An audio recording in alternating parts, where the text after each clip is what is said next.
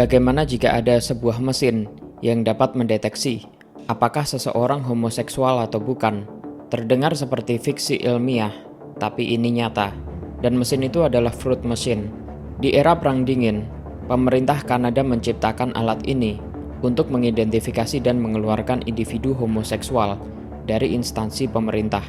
Ini adalah salah satu diskriminasi sistematis yang paling mengerikan dalam sejarah modern. Tapi bagaimana alat ini bekerja dan mengapa sampai dibuat? Inilah kisah kelam yang dunia hampir lupakan.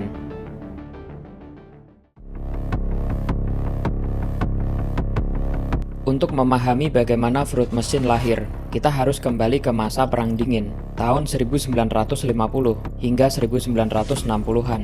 Saat itu, dunia dilanda ketakutan besar terhadap komunisme yang mengarah pada berbagai kebijakan represif di banyak negara.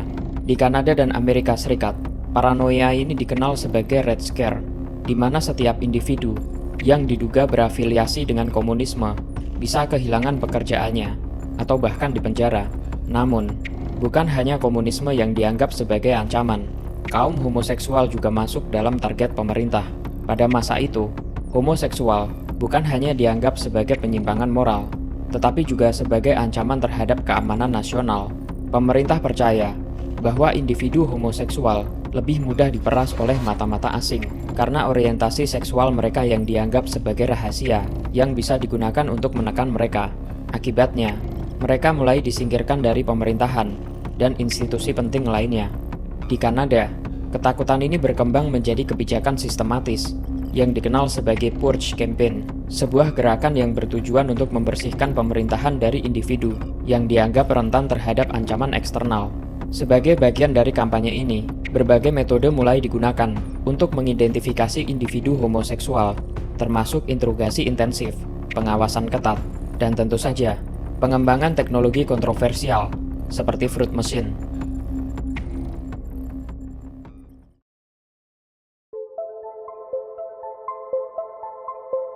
Demi menjalankan kebijakan ini, pemerintah Kanada bekerja sama dengan para psikolog untuk mengembangkan alat yang bisa mendeteksi homoseksualitas.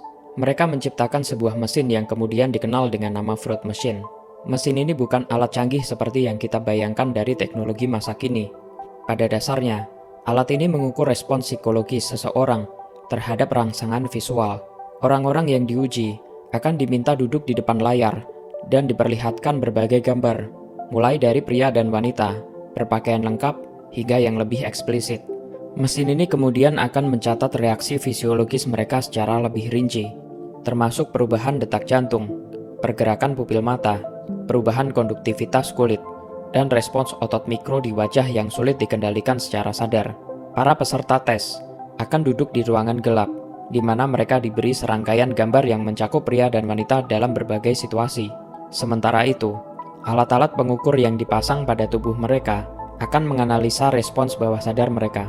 Teknologi yang digunakan dalam Fruit Machine didasarkan pada asumsi bahwa individu homoseksual akan menunjukkan reaksi fisiologis yang lebih kuat pada saat melihat gambar sesama jenis. Pergerakan pupil menjadi indikator utama karena pupil cenderung membesar ketika melihat sesuatu yang menarik atau merangsang. Selain itu, detak jantung dan tingkat keringat mereka juga dipantau secara ketat untuk melihat apakah ada lonjakan aktivitas yang mencurigakan.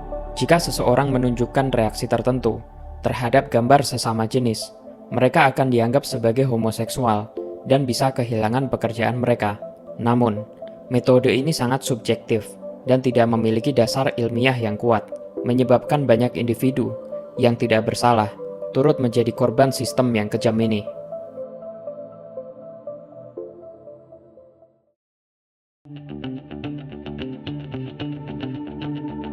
Fruit Machine dianggap sebagai bagian dari kampanye pemurnian yang dilakukan oleh pemerintah Kanada terhadap individu yang dianggap berbahaya. Ratusan orang kehilangan pekerjaan, bahkan ada yang mengalami tekanan psikologis berat akibat pengujian ini.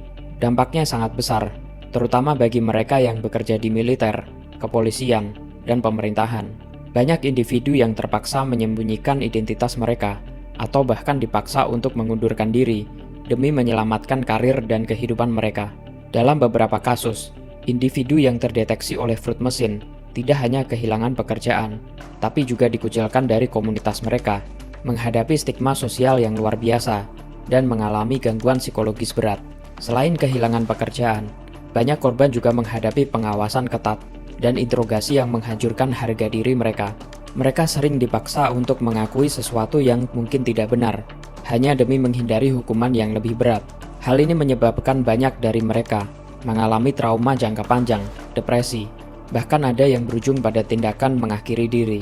Lebih parahnya lagi, metode yang digunakan dalam pengujian ini sama sekali tidak memiliki dasar ilmiah yang kuat. Banyak individu yang bukan homoseksual menjadi korban hanya karena hasil tes yang tidak akurat. Alat ini menciptakan ketakutan yang luar biasa di kalangan pegawai negeri dan militer, di mana siapapun bisa dicurigai dan diuji tanpa alasan yang jelas. Dengan kata lain, Fruit Machine bukan hanya alat pendeteksi, tetapi juga merupakan alat penindasan yang digunakan untuk menyingkirkan individu berdasarkan prasangka dan kebijakan diskriminatif pada saat itu.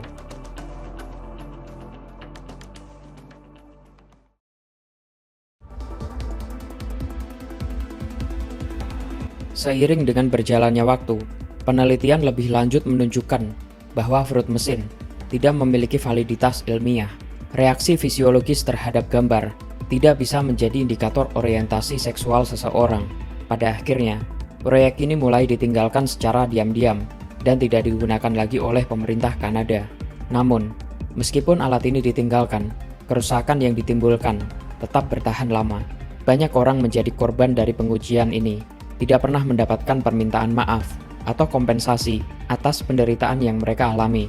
Baru pada tahun 2017, Perdana Menteri Kanada, Justin Trudeau, secara resmi meminta maaf atas kebijakan diskriminatif ini dan memberikan kompensasi pada para korban. Ini menjadi salah satu langkah penting dalam mengakui kesalahan masa lalu dan memberikan keadilan bagi mereka yang dirugikan.